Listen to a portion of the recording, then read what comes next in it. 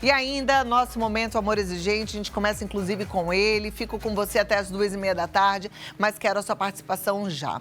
Hoje, com Amor Exigente, que é essa instituição linda, e esse é um dos quadros que eu realmente tenho um amor muito grande, porque Amor Exigente faz diferença na vida de muitas pessoas e transforma famílias. A gente vai falar sobre um assunto importantíssimo. Agora, saiba você que o que você aprende aqui é importante se você colocar em prática, mas é pouco. A gente precisa estar junto. E eu já te convido para participar do grupo, que se reúne uma vez por semana, durante 2 horinhas e está em todo o Brasil. Alguns lugares fora do Brasil também, na América Latina, você encontra vários grupos, tá bom? E é tudo sem custo nenhum. Hoje, eu vou falar com 2 pessoas muito queridas que têm bastante experiência em dependência química, que é Luiz Fernando Calduro, presidente de Amor Exigente, e a Odaléia Guilherme, que é voluntária do Amor Exigente também, e ambos já estão aqui prontinhos e eu fico grata, obrigada pelo tempo de vocês, para a gente conversar sobre querida. Dependência química, que acho que todo mundo que nos assiste já sabe que é uma doença, né, Luiz Fernando? E como doença, precisa ser tratada da forma adequada. Sim. Né, Leia? Sim. Obrigada por estar aqui com a gente, viu? Eu que agradeço a oportunidade. Uma doença biopsicossocial e que precisa ser tratada como um todo, né, Cláudia? Não adianta a pessoa, às vezes, tratar só no psiquiatra ou só no psicólogo. Ela precisa também grupo de apoio, porque tem essa questão social que é muito importante. E o Amor Exigente está aí, feliz da vida em poder retomar após este breve break aí de 2 anos e meio, em que nós estivemos firmes no online, mas estamos fazendo essa transição do online para o presencial. E o presencial eu acho que é importantíssimo, não que o online não seja, quem não pode participar presencialmente, participe online, mas, gente, presencialmente essa troca, né, esse tete-a-tete ali, momento de partilha, isso faz uma diferença enorme. Como é que é a sua experiência com Amor Exigente, Leia? A gente sempre chega pelo outro, né? Então, tinha uma dificuldade com um familiar e eu fui conhecer, né? E me apaixonei pelo programa, porque a programação, eu cheguei, fui ver a revista, já participei da literatura, fui me inteirando e, assim, eu vi que era muito importante e ia fazer muita diferença na minha vida. O meu familiar, infelizmente, não... Porque eu fui para conhecer, né, o programa. Ela não foi, então, mas eu continuei, porque me identificou muito e ali eu continuei. Fui acompanhando, né, fazendo os cursos, fui me inteirando. E realmente fez muita diferença na minha vida. E como o Amor Exigente fala, né? A gente não vai ao Amor Exigente para salvar o outro, mas a gente vai ao Amor Exigente para aprender e para transformar a nossa própria vida. Nada muda se a gente não mudar. Agora, a mudança do outro vai depender, claro que também do outro. Quando a gente muda, normalmente faz um barulho, né? Um movimento que faz o outro despertar. Aí, Amor Exigente vai direcionando a gente para tomada de decisão, para crise. É isso mesmo, Cláudia. A partir desse breve depoimento que a Leia deu para mim também no telefone, eu pensei no tema de hoje, que é o Amor Exigente é para mim, não é? Porque muitas vezes a gente tem aquela ilusão, não, eu estou indo para o meu filho, para o meu esposo, para minha irmã, e aí a gente vai descobrindo ali a beleza de toda o funcionamento desse programa, não é? Que é baseado numa espiritualidade pluralista, que vai me deixar mais espiritualizado. Ele é baseado num autoconhecimento, nós vamos também ter uma proteção, porque vamos deixar de fazer coisas que estavam prejudicando a nós mesmos. Então, por que o Amor Exigente é para mim? Porque eu vou aprender que eu tenho recursos limitados, que eu sou apenas gente e que, em função disso, eu vou colocar limites para mim mesmo. E aí, a partir daí, né, Cláudia, surge o que eu chamo de pulo de gato do Amor Exigente. Porque quando eu paro de fazer tudo o tempo inteiro para todo mundo e eu começo a me preservar, os outros começam a ter que fazer alguma coisa e aí vai dando toda essa modificação.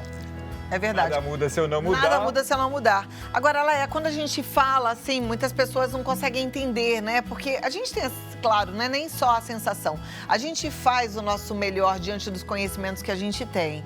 A partir do momento que a gente vai conhecendo mais, a gente pode ir fazendo escolhas melhores. Mas, de grosso modo, todo mundo faz aquilo que dá conta de fazer. né, enquanto não enxerga o que pode fazer de diferente. O que você enxergou que poderia ser diferente? Quais foram as transformações que a Amor Exigente propôs para a sua vida? Olha, a mudança de atitude. A programação, ela leva a gente... O mais difícil é assim, as pessoas chegam com pressa, né? E a base da programação, ela vai aos poucos, né? A gente vai se inteirando e a permanência no grupo é fundamental e tá ali com a literatura, porque infelizmente a gente percebe que muita gente, ela não se atém à literatura, né? E eu falo no grupo, o tempo que nós temos aqui é pouco, então a gente tendo a literatura em casa, estando participando, as dificuldades que a gente tem, ela tá ali de base, né, para fazer a dificuldade, por exemplo, você tinha e que a Amor Exigente veio assim para te dar uma acordada, uma despertada para o novo? Comunicação. Você não se comunicava bem? Não, autoritária. Você era autoritária. Mas o amor exigente, Luiz Fernando, exigente, não ensina esse ser autoritário? Esse autoritarismo? Não ensina, Cláudia. Ele nos ensina a assumirmos a autoridade sobre a nossa vida, que é diferente de autoritarismo. E o autoritarismo é um fator de risco para a dependência química, assim como a permissividade. No meu caso, eu vim pela permissividade, acho que talvez a Leia pelo autoritarismo. Como é que era a sua atitude como uma pessoa autoritária? Eu impunha. Você tem filhos? Tenho 2. Era para os seus filhos, você impunha? Sim. E eu já vinha... Limites é bom. Era uma imposição agressiva? Não chegava a ser agressiva. É que quando a gente pensa em agressivo, a gente pensa em físico, mas não é só físico. Agressivo emocionalmente. Sim, emocionalmente sim. Quando a gente impõe, você não consegue ter um retorno da pessoa, né? E quando a gente coloca... sem esse autoritarismo, a pessoa consegue se soltar, você consegue ter retorno, né? Eu vejo que o autoritarismo muitas vezes afasta as pessoas da gente. Afasta. E relação de mãe, pai e filhos precisa de proximidade, de intimidade. Então, o autoritarismo, ele é um grande risco, sim, como o Luiz Fernando falou, a dependência química, porque tudo que a gente não pode é ter os filhos distantes da gente. Eles têm que estar próximos. Por isso que a prevenção no Amor Exigente é tão maravilhosa. E, inclusive, também nos grupos, a gente aprende tudo, até mesmo a participação de todos dentro da família, para que todos sintam-se importantes naquele núcleo familiar, né? É uma célula. Autoritarismo e permissividade são perigo total. Porque o autoritarismo afasta e na permissividade, os filhos principalmente se perdem. E aí, como é que é esse meio do caminho? Quem é que vai me responder? O que é ser um pai amoroso e exigente, Luiz Fernando? Claro que eu quero que a Leia responda, ela é a nossa convidada, mas eu acho que o segredinho, Cláudia, está no lema, não é? O seu amor sem exigência me humilha, que é o permissivo. A sua exigência sem amor me revolta e o amor exigente engrandece. É por aí, Leia? É por aí. A hora que você está exigindo, perde totalmente a comunicação. E aí, assim, no que a gente vai ouvindo a programação, você começa a aprender a ouvir. O que a gente tem muita dificuldade no autoritarismo, né? Conforme você vai ouvindo, a pessoa, ela vai percebendo a diferença. Isso foi nítido para mim na minha casa. Conforme, eu já vinha buscando, né? E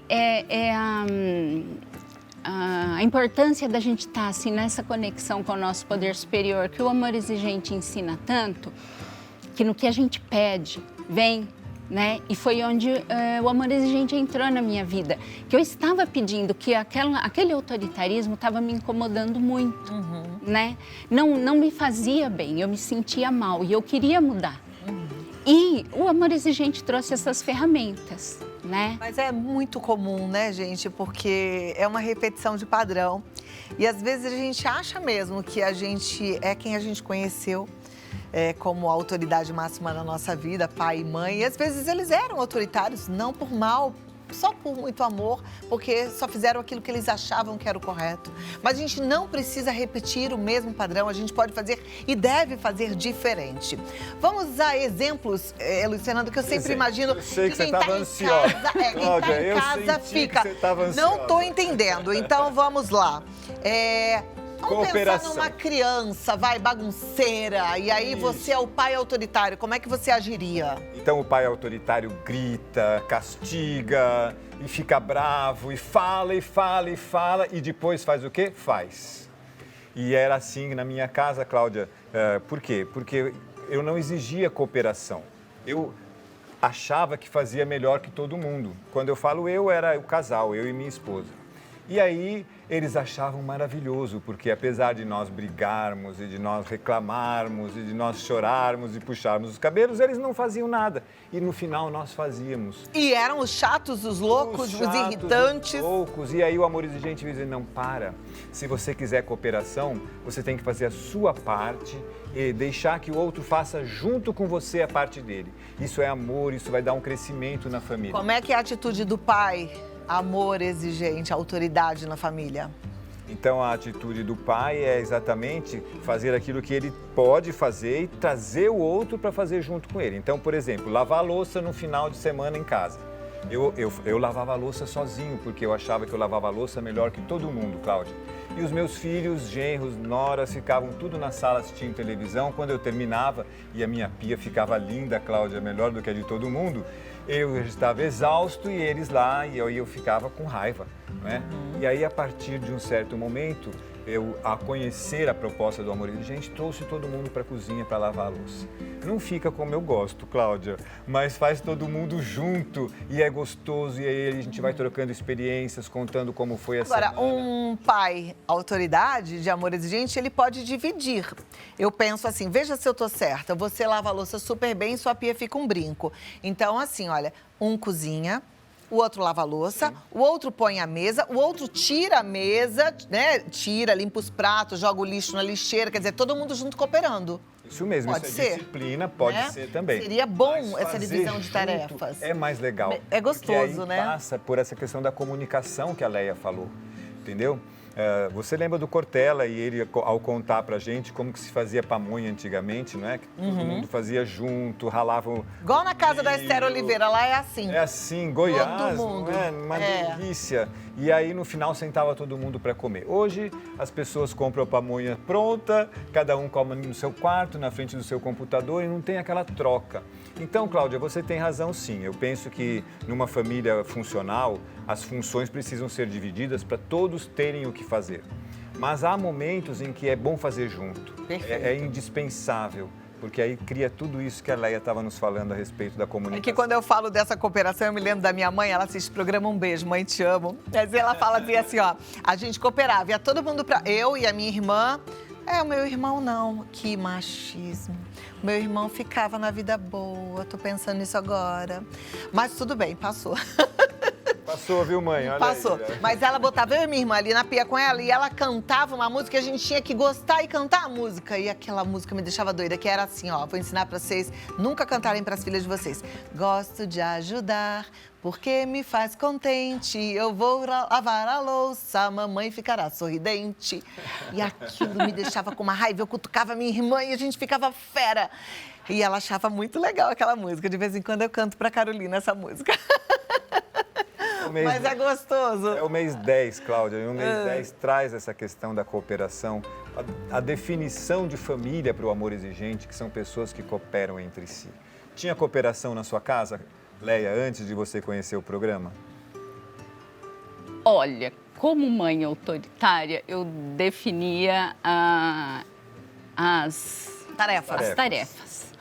uma preocupação muito grande era que os meus filhos não passassem dificuldade. E eu tinha um lema: quem sabe fazer não passa dificuldade. Era o que eu usava para eles. Então, eles tinham as responsabilidades deles. Com as coisas deles, era depois de uma certa idade, e não foi muito tarde, eles tinham. Quando eles eram pequenos, eu tenho muitas fotos deles participando sempre de tudo. Eu dei prioridade para ficar com os meus filhos. Eu e meu marido combinamos que se o que ele ganhasse fosse suficiente, eu pararia de trabalhar para ficar com os filhos. Eu acho que isso foi fundamental para E deu minha certo casa. esse jeito na sua casa? Deu certo. E aí, a hora que eu consegui entrar na programação, né? Conheci o Amor Exigente, entrei, que foi melhorando a comunicação, melhorou muito também. Só que é assim, nós não temos muito essa coisa de fazer muito junto sempre, né? Mas os meus filhos, eles são muito parceiros. E eles colaboram bastante. Eu fiz mudança, eles estão ali ajudando. Em coisas importantes para mim, eles estão ajudando. Coisa maravilhosa. Você sabe que fazer juntos, né? Lá em casa a gente fazia juntos muito. A gente fazia tudo muito junto. Até pintar as paredes, a gente pintava junto. Eu me lembro que delícia quando a gente resolveu chapiscar um muro da casa. Que legal que é aquilo, divertido, que vai tacando e fica tudo espetadinho, né? A gente participava, era muito gostoso. Isso foi muito importante. Você sabe, Luiz, eu falo sempre, né? Eu sou extremamente grata aos meus pais. Eles sempre tiveram uma sabedoria muito grande. Parece até que eles já conheciam o amor exigente, porque eles viveram e vivem isso, né? Eles são autoridades sem ser autoritários. Pois é, porque o amor exigente não é algo que é próprio só do amor exigente. O amor exigente organizou uma série de ideias a partir de necessidades de famílias disfuncionais. E isso tudo é algo que é muito bom para a família que não tinha isso. Mas muitas famílias têm naturalmente isso, o amor exigente, não é? Que é ideal. Agora, assim, eu acho que ninguém pode ficar fora de amor exigente, vou ser bem sincera. E principalmente hoje em dia, criar filho hoje em dia, porque eu tô contando a história dos meus pais e eu tenho 52 anos, então eu tô falando de muitos anos atrás. Tá tão mais complicado, né? A tecnologia, ela veio nos ajudar muito, mas ela de fato aproxima os que estão distantes e afasta aqueles que estão próximos. A gente precisa de um grupo de qualidade de vida que nos oriente a viver cada vez melhor. Não fique só, busque um grupo de amor exigente, independente de ter filhos ou não. Até perguntei para a Léa se ela tinha filhos, porque é o nosso papel como cidadão, né? E o nosso papel como filho de Deus, ser cada vez mais feliz. Amor exigente te ensina a viver e ser cada vez mais feliz. A gente tem vários cursos, várias oportunidades, inclusive de imersão, né, Luiz Fernando? Temos sim, Cláudia.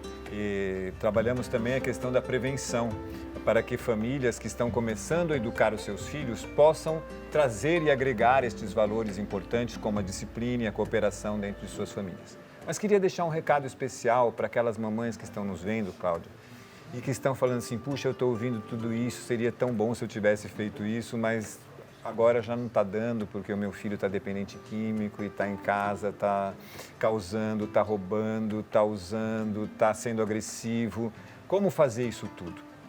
E aí, essa questão do tema principal do programa, ele é primordial, porque o amor exigente é para você que está nessa situação. Então, venha até nós para você contar a sua dor. Primeiro, você vai estar entre iguais, ali na maioria das pessoas que frequentam os grupos, não na prevenção. A prevenção são pessoas que estão chegando para ficar cada vez melhor.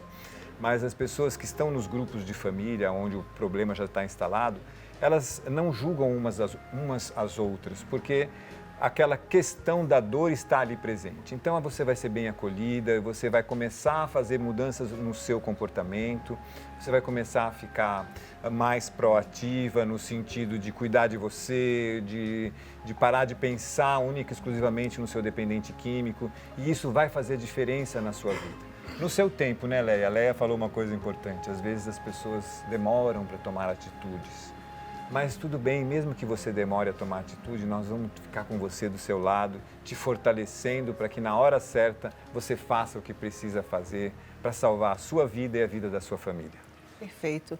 Muito obrigada, Luiz Fernando. Muito obrigada, Léa. Você entra no site amorexigente.org.br. entra lá porque tem as reuniões, entra no Localiza aí para você ver onde é o mais próximo da sua casa. Mesmo assim, se você tiver dúvidas, você pode entrar em contato através do WhatsApp, que é o 1925196555, 1925196555 e no Instagram, Amor Exigente Oficial. Muito obrigada. Gratidão. E até semana que vem. Se Deus quiser. Força, fé e alegria.